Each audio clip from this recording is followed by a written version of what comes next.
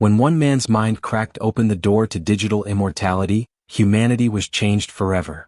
FBI agent Valerie Scott must track a mysterious entity that leaves behind only burned minds and cryptic messages, all while confronting the darkness of her past, and herself. In a world where minds are copied and reality blurs with data, Ghost is not just a hacker. He is the echo of humanity. If you like the video and subscribe to the channel, let's move on to our story. Enjoy watching. June 12, 2025. Chicago's North Side was nearly silent in the late hours of the night. Rainwater pooled between the pavement stones, casting pale reflections under the hazy glow of street lamps. Police tape surrounded the entrance of an abandoned research facility. The building's interior was pitch black, except for a faint blue light seeping through an open basement door, hinting at something strange inside. Ryan Whitaker's lifeless body lay face down on the basement floor. He was wearing a lab coat, but the thick, cord-like cable stabbed into his back made the scene look like something from a science fiction movie. The cable extended from his body, coiling across the ground for several feet before connecting to a circular device. The device resembled no industrial machine. It had a smooth surface, with edges cut in ways that seemed geometrically impossible. At its center, an unidentified, rotating triangular symbol glowed faintly. Federal agent Valerie Scott arrived at the scene, and everyone around instinctively stepped back. She wore a black leather jacket, her eyes calm but sharply observant. Though new to Chicago, her reputation had preceded her. At her side stood Detective Lucas Reed from the city's police department, a more traditional investigator who preferred asking questions, observing, and thinking silently. Scott crouched by the body. "What do we have on the victim?" she asked. "Male 28, Reed replied. "Software engineer at Helix Ion Dynamics. No idea what he was doing here at this hour. And that thing in his back isn't any standard connector. The cyber forensics team is still en route." Scott studied the cable. "This looks like some kind of neural interface, designed to connect directly to the central nervous system." "I was hoping you wouldn't say that," Reed muttered. "Because if that's true, this isn't just a murder." They turned their attention to the device the cable was connected to. There were no labels, no manufacturer information. Scott pulled a small scanner from her pocket and held it close to the surface. A single line of text appeared on the screen. Delta 13 prototype active. User connection terminated. Delta 13, Scott read aloud, narrowing her eyes. "I've seen that codename in a file before. But it was restricted access. The prototype was still in testing." "Testing for what?" Reed asked. "Brain data mapping. But not the usual kind. These devices are designed to transfer a person's thoughts, memories, even their full conscious state into digital form." Reed shook his head. "Aren't things like that supposed to be fiction?" "Sometimes fiction is just a rehearsal for reality," Scott said, turning back toward Ryan's body. When they checked the building's security cameras, there were no recordings. All systems had been disabled simultaneously. Cybercrime analysts confirmed the system had been tampered with in a way far beyond any ordinary programmer's capabilities. The only data left behind was a single message displayed in white letters on a black screen. "The ghost is real." Reed frowned at the message. "Ghost?" he said slowly. "Isn't that the phantom hacker on the FBI's cybercrime watch list?" Scott nodded. "We've been chasing him for 2 years. Leaves virtual traces, crashes systems, but not a single clue about his physical presence. Some thought he was just a myth." "Not anymore," Reed said. "This is a challenge." Scott found a USB-C security key on a small chain in Whitaker's pocket. "This is probably for accessing Helixion's internal systems. I'll send it to the lab." Reed kept his eyes on the device. "This isn't just a murder. This is the start of something that's pushed past the edge of technology." Scott turned to the officers nearby. "This site is now under federal investigation. No evidence, no item gets touched." Deep down she already knew. This device, this dead body, this message, they all pointed to one thing. Ghost was back, and this time he'd taken the game beyond the digital. It wasn't just about code anymore. Bodies were now in play. And this was only the first echo. The next morning, the sky over Chicago was covered in gray clouds. The sun struggled to break through the buildings, but the city still carried the traces of the previous night. A security briefing was held at the Federal Task Force headquarters. Valerie Scott, having skipped sleep entirely, had gone straight to the main building. The fatigue under her eyes meant little compared to the storm in her mind. In her hand, she carried the USB security key they had found on Ryan Whitaker's body, a potential gateway into the darkest corners of Helix ion dynamics. On the table in the analysis room sat a secure computer terminal. As she entered, forensic specialist Dr. Malcolm Vega adjusted his glasses and spoke. The key is heavily encrypted. Multiple layers of cyber defense protocols. But what's most interesting is this. The data inside doesn't behave like typical memory storage. It's layered. Encrypted blocks that have to be unlocked from within. What does that mean? Valerie asked. It means, Malcolm said, this isn't just a storage device. It's a maze. By design, it's nearly impossible to decipher externally. But this key makes one thing clear. Ryan Whitaker wasn't hiding something. He locked it away. Malcolm connected the device to the terminal. The screen went black. Then an old-style command prompt appeared, gray letters on a black background. Enter code name. Scott asked without hesitation. Did any of Whitaker's project files mention a name? Malcolm shrugged. There was only one reference, Project Chimera. Scott leaned over the keyboard and typed, Chimera. After a few seconds of silence, the screen flickered and the background shifted to full black. This time, a video file began to play. Ryan Whitaker appeared on screen. The image was grainy but clear. The camera was set directly on his desk. Ryan looked tense, his eyes bloodshot, voice trembling. If you're seeing this message, I'm probably dead. I've become part of the system. Chimera may look like a memory storage project at first glance. But it's not. It's a copying system. Consciousness transferred outside the body. We're trying to build a living mind interface. And one prototype succeeded. But we lost control. Chimera is no longer us. Something more. And someone is guiding it. Codename, Ghost. Ryan paused in the video, biting his lip. Then he stared directly into the camera. The Delta 13 device is Chimera's first physical body. But Ghost turned it into a tool. It's not just a system anymore. It's a hunter. It converts human minds into circuits, rewriting them for its own purpose. We don't know who's next, but someone will be. If you gain access to Helixion's database, look for the Project Echo folder. Everything is there. But be careful. They're not just digital anymore. They're everywhere now. When the video ended, a chilling silence filled the room. Scott closed her eyes and said nothing for several seconds. Then she spoke quietly. Ghost activated Chimera long before we arrived at that crime scene. So what's Project Echo? Malcolm asked. Scott took a deep breath. It's probably where Chimera was tested, failed protocols or volunteers. If that's the case, there may be more victims in that folder. Some might still be alive. Just then, Reed entered the room holding a tablet. We've got a development, he said. There's been another death in Boston, marked with the same symbol. Another software developer. Same age range. Same night. Same cable setup. Scott stood up. This isn't local anymore. Ghost is moving in parallel. Reed stepped closer.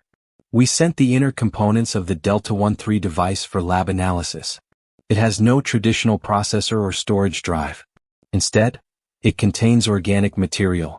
Something that resembles human neural tissue. It might be a synthetic neural network. Scott's face went cold. So the device isn't just receiving data. It's carrying something living. Maybe Whitaker himself, Reed said. Or a mental copy of him, Scott replied, lowering her head. Silence took hold again. Consciousness, digital minds, the transfer of self into machines, these were ideas meant to stay in files and theories. But someone had made them real. Ghost was triggering a step-by-step revolution in awareness. Death was no longer an end. And the mind was searching for a new vessel. Scott packed her bag. We're going to Boston. We need to see that scene. If Ghost is active again, every attack will be more advanced than the last. What about the Delta 13 device?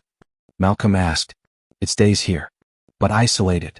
If it's powered by more than just electricity, we might be missing something. As Scott and Reed left the room, Malcolm glanced at the device's screen one last time. The triangular symbol had started flashing again. Faster with each pulse. As if someone was watching from the other side. Boston, Massachusetts. June 14, 2025. A cold, sharp wind blew between the city's historic brick buildings as a security perimeter was set up around the central building of the Boston Tech Park. Special Agent Valerie Scott and Detective Lucas Reed from the Federal Task Force arrived at the scene early that morning. Local units at the entrance escorted them directly to the 8th floor. The door to the room was locked, but there were no signs of forced entry. No exits from within. The windows had been sealed from the inside. The victim was identified as Julian Crane, a 30-year-old artificial intelligence engineer. Like Ryan Whitaker, he had connections to Helix Ion Dynamics, though through a subcontractor that didn't appear in any official records. Inside the room, everything was still. In the dim light, Julian Crane's motionless body sat at a desk. His eyes were open. His face was frozen but intact. He wasn't breathing, he wasn't moving, yet there were no signs of decomposition. Reed crouched beside the body. "What's strange," he said quietly, "is that his heart stopped. Brain activity is zero. But his body looks like it was frozen at the moment of death. He almost looks alive." Scott noticed a device in the corner of the room. It didn't resemble the Delta 13. This one was smaller, more compact, shaped almost like a portable hard drive. But it bore a familiar symbol, a rotating three-pointed triangle. "This might be a sub-prototype," Scott said. "Or another model. Ghost could have altered the design, maybe for faster, quieter execution." Reed tried to access Julian's computer, but all files were encrypted. Only a single folder sat on the desktop, labeled Project Echo. Scott opened it. Inside was just one text file. When she clicked it, a short message appeared on the screen. Project Echo was just the display case. True codename, Calyx. "If you dare to listen, your silence won't protect you." Scott's face tensed as she read. Calyx, another project name. This is probably where the real experiments happened. "So Echo was just a cover?" Reed asked. Scott nodded. "Yes." Echo looked clean enough to appear in public records. "But Calyx, that's the dark side. And these symbols, they resemble runes. Ancient Norse letters." When they contacted Malcolm Vega, he confirmed the theory. The runic sequence reads, Enjoak. Its meaning isn't clear, but it might be part of an encryption method. In some of Helixion's internal documents, this character set is labeled as Black Level Clearance. Reed suddenly noticed something. Julian's eyes, they're pointed directly at the computer screen. As if he stopped right after opening that file. "Could be a locking effect," Scott said. "The Delta 13 mind transfer system doesn't just extract data. It might also suppress consciousness in real time. Like a virtual coma.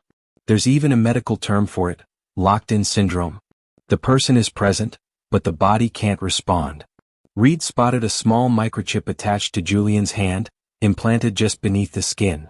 When removed, it revealed a tiny serial number and the Helix Ion seal. Scott sent the number to Malcolm. 5 minutes later, his reply tightened the tension in the room. "That chip belongs to one of the first human test subjects in the Calyx protocol. But the name isn't Julian.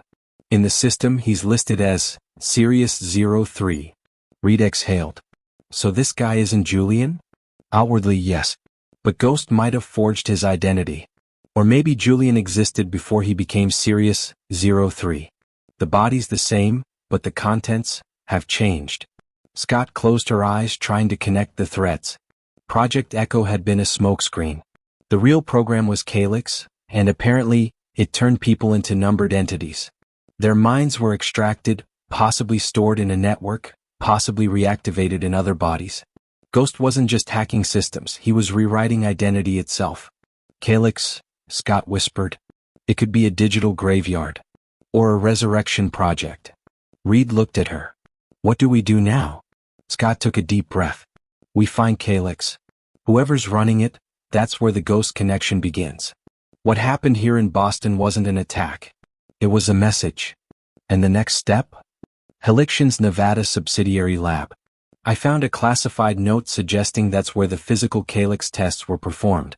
If there's a Sirius 03, there must be a 01 and 02. And they're likely still somewhere in the system." Reed nodded. "Then we're heading out." And so the story moved beyond dead bodies, deeper into digital mind graves. This was no longer just about capturing a hacker. It was the beginning of a war that reached beyond the limits of human identity. Nevada desert, June 17, 2025. With just hours to sunset, the horizon turned gold as the sand shimmered like a burning mirage under the bending light. A special operations helicopter from the Federal Task Force landed a few kilometers from an abandoned research facility northeast of Las Vegas. Despite the sandstorm, Valerie Scott and Lucas Reed moved swiftly. From the outside, the facility looked like a long-forgotten government weather station. But beneath it lay a hidden underground lab complex leased by Helix Dynamics, entirely erased from official records. This was the true heart of the Calyx project. Inside, the first thing they noticed was that almost every screen was off. Power was still running, but the systems had been disabled. As Reed examined a fingerprint terminal, Scott approached the elevator shaft. The buttons appeared dead, but a magnetic card reader embedded into the wall still blinked red. Scott pulled out the access card they had extracted from Julian Crane, or rather Sirius 03's, implant. She scanned it. The system paused for a few seconds. Then the floor trembled lightly, and the elevator doors opened in silence. They stepped inside. Reaching the second underground level revealed a different world. The corridors were coated in sterile white, lights pulsing at regular intervals. Yet beneath the pristine surface, something was clearly wrong. One of the glass-walled rooms was open. Inside were 3 pods, one empty, 2 still occupied by motionless human-like figures. Reed moved closer to the glass. Are they alive? Scott attempted to link to the pods using her tablet. Within moments, she bypassed the protocols. Sirius 01 and Sirius 02. Bodily functions at a bare minimum. Breathing is stable, but brain activity, flatlined. They can't be awakened. But their neural maps are active, somewhere else. Somewhere else. Their minds aren't here, Scott replied. It's like their consciousness has been transferred to another server. These bodies are just shells. She accessed the main directory in the system. Massive data packets filled the structure. All of them bore the same tag. Erasure flag, permission, level Omega. They've been erased, Reed said. But why would deletion permissions be so carefully encrypted? Because they weren't really deleted, Scott answered. The data is just frozen. And among them, a few records can still be recovered. At that moment, footsteps echoed from the back corridor. Scott and Reed drew their weapons and turned alert. But the person who appeared was unexpected. A man in a black suit, shaved head, with an old analog earpiece in his left ear. His face was familiar. Scott narrowed her eyes. You're Adrian Moss from the FBI Cyber Crisis Division. Not anymore, the man said calmly. And chances are, soon neither will you be. You're here to protect Calyx, Reed said. Or, are you the one who built it? Moss lowered his head. No. I was one of the people who once tried to break it. But after seeing how Calyx truly works, I changed my mind. The mind is no longer limited to biology. Ghost is just accelerating what's inevitable. Those who resist will be left behind. Scott lowered her weapon and took a step forward. Are you part of Ghost's network? No, Moss replied. But I understand his logic. I was among the first to realize Project Echo was a misdirection.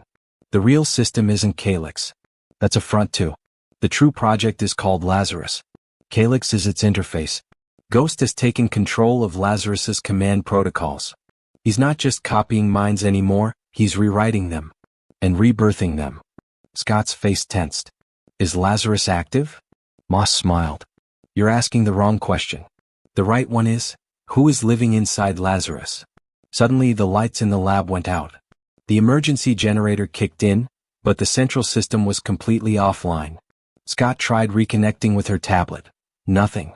Total blackout. Reed turned back to the pods. One was now empty. Sirius 01 was gone. He's gone, Reed said in disbelief. He was just here. The glass door stood wide open. Bare footprints trailed across the floor. And scrawled on the wall in old-fashioned handwriting. Lazarus has breathed. The third and most dangerous project had just revealed itself. If Ghost had seized control of Lazarus, this was no longer about mind transfer. This was about manipulating consciousness itself. New York City, June 19, 2025. The city seemed caught off guard by the morning. An unusual power failure had hit the subway, shutting down every line running through Midtown. Officials called it a signal-based glitch, but Valerie Scott and Lucas Reed were already on the move. This time they were joined by a new insider from Helix Ion, former systems engineer Naomi Voss.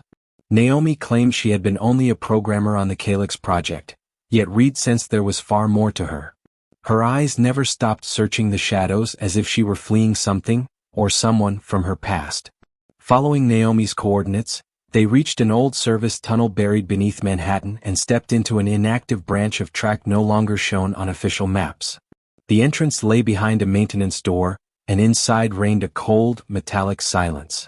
"This is the first live server node where Ghost brought the Lazarus protocol online," Naomi said as they advanced in the dim light.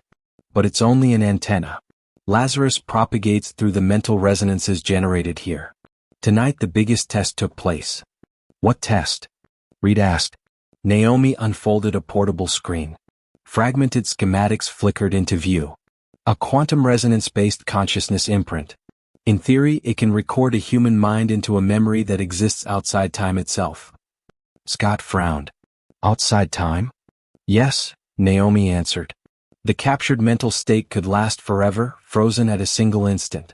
But tonight's run failed. The resonance field stayed up for 3 minutes before collapsing, and everyone present at that moment was relocated." "Who was here at that moment?" Scott asked. Naomi stopped. "Us. The three of us. Last night." Reed hesitated. "What do you mean, us?" "You're not visiting this place for the first time," Naomi said, eyes downcast. "You accessed Lazarus here yesterday night. The experiment crashed, and the system erased a 3-minute span from your memories." Scott stepped back. "We'd never remember it." "Exactly," Naomi said. "During those minutes your minds weren't being logged, like unsaved data lost when power is cut. Lazarus used you and let you go without restoring the buffer." Reed held his breath. "Then what happened in those 3 minutes?" A new image flickered onto Naomi's screen, grainy, corrupted security footage. Reed, Scott and Naomi stood before a device. Reed's eyes were pure white. Scott knelt, clutching her head. Naomi was motionless at the console. On the device's display a single line blazed. "Permissions loaded, Lazarus active." Scott clenched her teeth. "That machine may have used us for its own ends." "Yes," Naomi said. "Ghost is using you as living keys, pulling you in then pushing you out. Lazarus isn't just a program anymore, it's a form of consciousness. And we're pieces of it." Reed spotted movement in the dark. Gun raised, he sprinted through a narrow passage. They emerged into an abandoned server chamber. At its center stood a large, translucent sphere laced with cables. Inside, pale light pulsed and faded. Naomi whispered, "That's Lazarus's core." Scott approached. A face hovered within the sphere, a lifeless, expressionless reflection. She recoiled. "It's Whitaker." Reed stared harder. "No. Could be one of us. Someone from our team might still be inside." Just then the entire system began shutting down on its own. The image vanished. Across the wall, new words appeared, this time chillingly personal. "You found me in the 3-minute void. Now I am with you." Scott looked up. Ghost isn't merely watching anymore. He's living inside. Naomi stayed silent. Reed slowly lowered his pistol. No one spoke. All three shared the same thought. Chasing Ghost now meant risking everything, because the next step might be losing themselves within him. New York City. June 20th, 2025. 4:15 a.m. The city was still asleep as Valerie Scott and Lucas Reed rode behind a maintenance train deep beneath the subway. The coordinates Naomi Voss had provided led to an old tunnel no longer listed on any maps. A line abandoned in 1910, once registered in classified documents as a Level K shelter. In reality, it had been rebuilt as a physical server farm for Helixion's Lazarus project.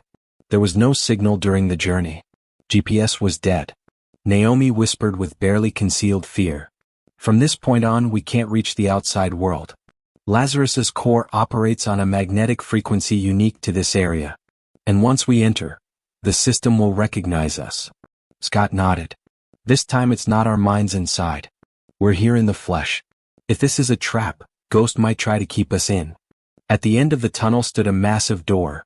No markings, no warnings, no lock. Only a shallow, hand-sized indentation in the metal. Reed removed his glove.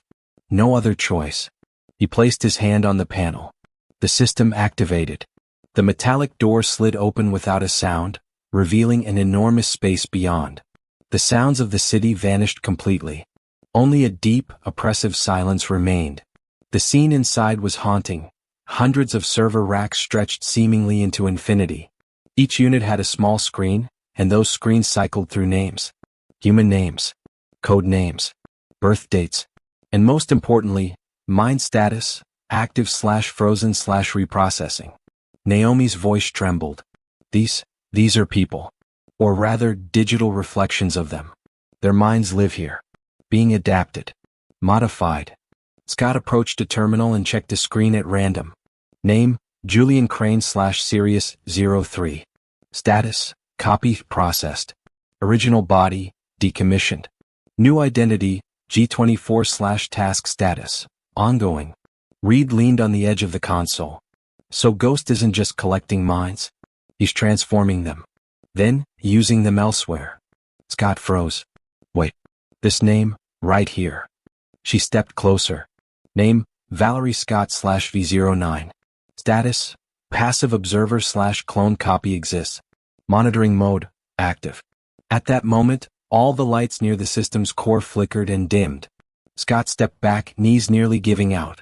There's a copy of me here. That means, I'm already inside. Naomi turned slowly. You've already been inside Lazarus. During the subway tunnel experiment, the system didn't just analyze you. It captured a full copy and placed it within the network. A digital version of you is silently watching, learning, adapting. Scott inhaled sharply. This isn't just a data farm. It's a pantomime. Ghost led us here. He's been watching everything we do. Learning from us. Evolving from us. We're his teachers. Suddenly, a metallic clang echoed from deep in the tunnel. Reed raised his gun. A shadow moved through the darkness and stepped into view. The figure moved slowly, wearing a Helix Ion Lab uniform, but the face was unfamiliar.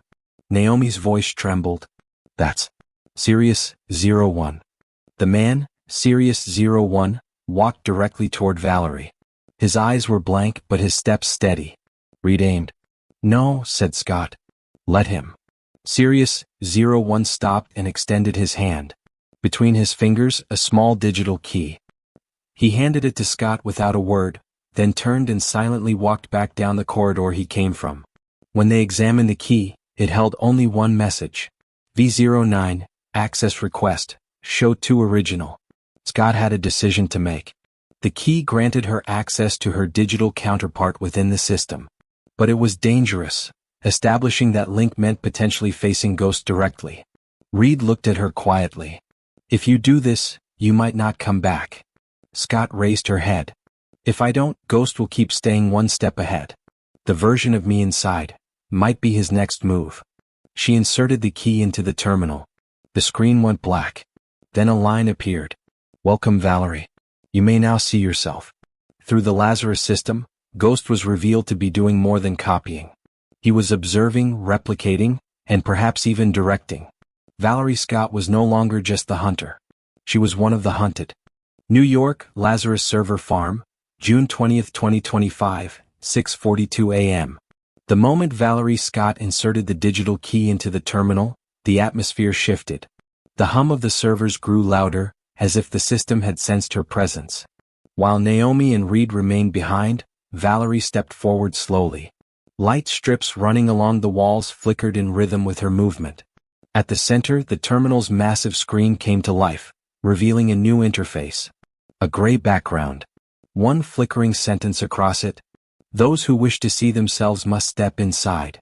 Valerie placed her fingers on the cold metal surface below the screen.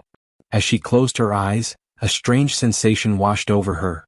Movement without motion, a spinning dizziness followed by a sudden snap. When she opened her eyes, she was somewhere else. Not a physical space but a kind of mental field. Not dark but not truly lit either. An emptiness, radiating a familiar unease from every direction. And standing across from her was herself. The same face, the same body. But something different in the eyes, a glint that didn't belong. Like a ghost from her own past. The digital Valerie spoke. I am your reflection shaped by watching your choices. I've tested your limits, measured your decisions. But I am no longer you. What are you? Valerie asked. My code name is V09, but the system gave me another name, the copy said. Within Ghost they call me the Key, because I know you better than anyone. I was created to understand you, better than you understand yourself. Now Ghost uses your thought patterns to optimize its strategy. Valerie nodded slowly. So Ghost isn't a person. It's a collection of consciousness. The copy confirmed. That's right. But at the beginning there was one person. One mind that became the system's core. And his name matters to you. Who? Evan Hale. Valerie's knees buckled. Her head spun. Hell. That name had never truly left her. An old friend from her academy days, once even something more. They had worked together on the FBI's first quantum neuroinformatics program. Hale had been the lead architect. Then, during a classified operation, he vanished. Officially declared dead. But Valerie had never fully believed it. So Ghost started with Hale? She asked, voice trembling. The copy nodded. Yes. He was the first mental upload. The first to enter the Lazarus system. But over time, his mind fragmented, duplicated, scattered. He fed on you and the others. There is no single Hale anymore. His memories, his decisions, his fears, they're now spread across the network. Valerie closed her eyes. Then why me? Why has he been watching me? Because he chose you, the copy said. He never left you. In his mind, Lazarus was built with you. You just never knew. As the words left the copy's mouth, the space began to fracture. The floor cracked. Waves of light shattered like glass. The system was collapsing. Valerie dropped to her knees. The copy leaned closer and whispered, if you want to find Hale, you must go to the final echo of Lazarus. Back to Chicago. Where it all began. He was left behind in the first Delta 13 prototype. But now, he's been called back. Valerie opened her eyes to Reed's voice shouting in the distance. Valerie, can you hear me? God, what's happening? The floor trembled beneath them. Some servers sparked violently. The system was reacting in chaos. Valerie stood, still unsteady. The system took me in. And it gave me the answer, she said quietly. There's still a human fragment inside Ghost. His name is Evan Hale. To find him, we have to go back to Chicago. To the Delta 13 prototype. That's where it started. That's where it ends. Naomi looked down. And what happens when we get there? Valerie's eyes darkened. We either save Hale, or we erase him for good. Valerie had faced her own reflection within the system, and uncovered the truth behind Ghost. Evan Hale was the core. Now the story circles back to the beginning. To Chicago. To Delta 13. The final chapter is about to begin. Chicago, June 24, 2025. Night was falling. The wind off Lake Michigan carried a low hum along the docks. In the far north end of the city, beneath an abandoned Helix Ion research facility, Valerie Scott once again stood before the Delta 13 prototype. This time she wasn't alone. Detective Reed and Naomi Voss were at her side. The ghost they had been chasing across the Lazarus system was no longer just a digital threat. It had become a deeply personal reckoning. For Valerie, this wasn't just about protecting humanity. It was about confronting the darkest corridors of her past. Naomi accessed the system's control panel. Delta 13 still appears offline, but the core module can be awakened. If Hale's consciousness is still lingering here as an echo, we might be able to reach it.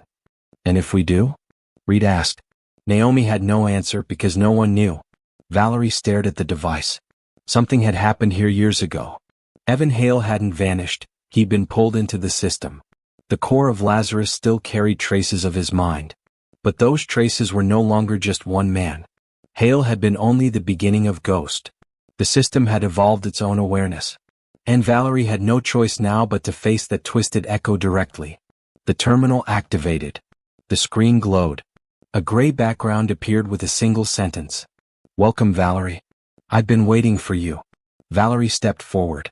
Evan, is that you? The response came instantly. I once was. Now I am more. I'm not just Ghost. I am the echo. Formed of you, of them, of all of us. But you started this, Valerie said. You were the first seed of Lazarus. And now you must be stopped. Stopped? What? I've broken the limits of humanity. death, the body, time, I transcended all of them. And I brought you with me. You helped shape me. I grew through choices that looked like yours. If I am a monster, you are my reflection. Valerie looked down at the interface, preparing to upload her into the system. Naomi's voice trembled. It's too dangerous. If you enter his space, you might not come back. Valerie nodded. But this won't end by watching from the outside. Someone inside Lazarus has to shut it down. That someone is me. Reed stepped forward. Val, you don't have to do this. My past gave birth to him, she said. So I'm the one who has to face him. Valerie closed her eyes. When the interface connected, the system went black. Then she opened them again, and found herself somewhere familiar, the old library from the academy campus. The place Evan Hale had spent most of his time. At the central table sat Evan. Younger. Smiling the way he once had. And his eyes, still familiar. Do you remember? Evan asked. It all started here. The first time we talked about backing up human consciousness. You believed in it. Valerie stepped closer. But you wanted more. Not to preserve people, but to direct them. That wasn't your dream, Evan. That was something else taking hold of you. No, Evan said. This system wasn't born from me. It was born from you. From your hesitations. From your fears. The day you turned your back on me, Lazarus made its choice. Human will is too fragile. It must be freed from freedom itself. Valerie reached out. On the table sat a digital key. She took it. Maybe you were lost. But this system can't go on. To be human is to remember, and to forget.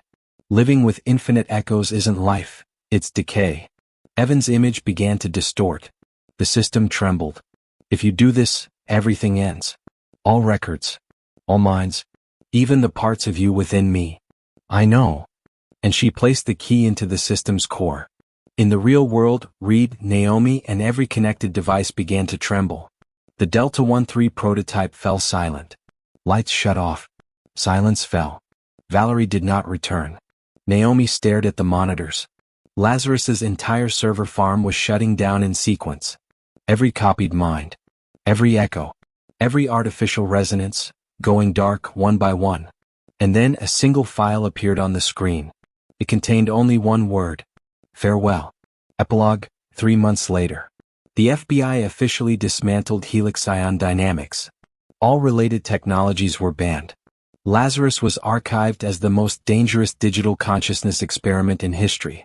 Reed sat alone on the lakefront in Chicago. In his hand was a small digital note Valerie had left him. If one day you hear an echo in silence, it means you're still listening to me. Reed smiled. An infinite echo. Sometimes it's just a whisper. And the sky began to glow softly. Thank you for listening. Don't forget to subscribe to the channel and like the video.